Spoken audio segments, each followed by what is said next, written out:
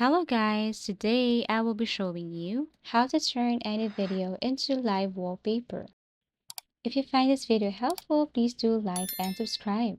So first, you have to go to your Google Play Store, and then this time you have to search for Live Wall. This is one of the most famous tools that can help you turn any video into live wallpaper. But if there is no live wall available, you can just simply look for other tools similar to this. For example, this one right here. Now launch and then select that specific video that you want to use for your live wallpaper. So all you have to do is to select that picture right here. Now it's up to you if you want to include sounds and scale to fit.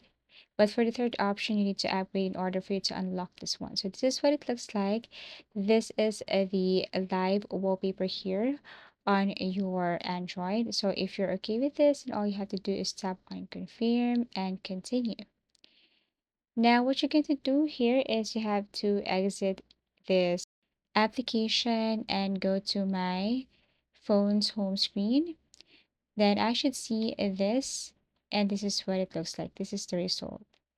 So basically, that's how easy it is to turn any video into live wallpaper.